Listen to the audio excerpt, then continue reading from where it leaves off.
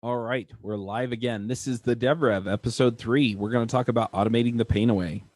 One of the things that I talked about in episode 1, I think I mentioned it briefly, was not doing things that you don't like, or not doing the things that cause you pain. So, for example, if you have a process that is really difficult to execute every time, or another aspect of this is, and I remember this vividly from a couple of my past jobs.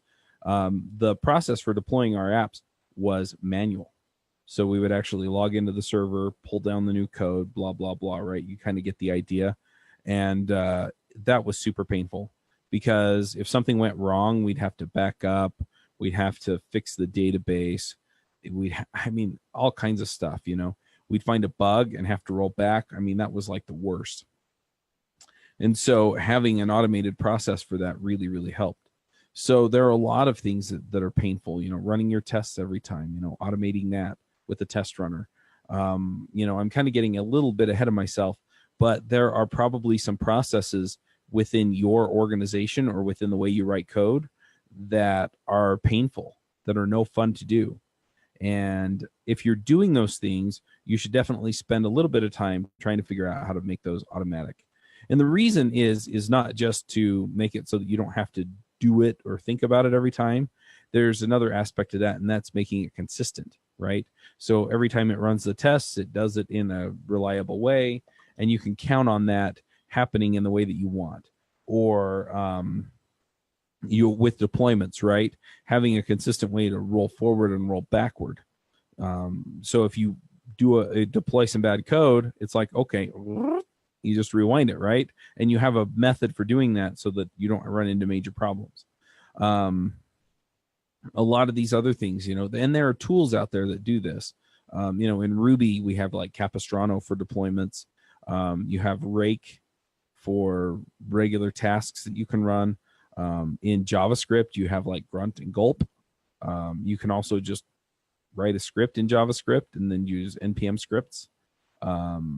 Most of the front-end frameworks have CLIs that allow you to create custom tasks.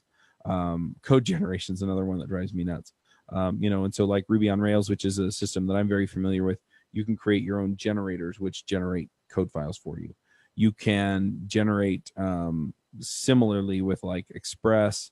I know with Angular and Vue, and I think Create React app has that as well. You can create your own templates and then you can just roll out with it. And a lot of these tools are really set up for you to be able to take advantage of the fact that you don't really want to write the boilerplate. You don't really want to have to do all the tests every time. And so again, test runners, and most languages have them. They'll run either the tests for the files that you changed when you save them, or it'll run a certain segment of the suite. Having continuous integration so that if I contribute changes and you contribute changes, it'll run the whole test suite, and then it'll let us know, hey, something that Chuck did broke your build. So all of these things kind of roll in, continuous deployments, another one where once you have deployments going out on a regular basis, multiple times a day, then that changes the equation too, because it's so consistent and it's so matter of course, you don't think about the deployment anymore. You just have it working. And so getting things to the point where they're automatic, where they just happen, where they just work is a huge, huge step toward gaining freedom so that you can just write the code. And a lot of times that's what I want. And I've talked to a number of developers and that's what they want, right?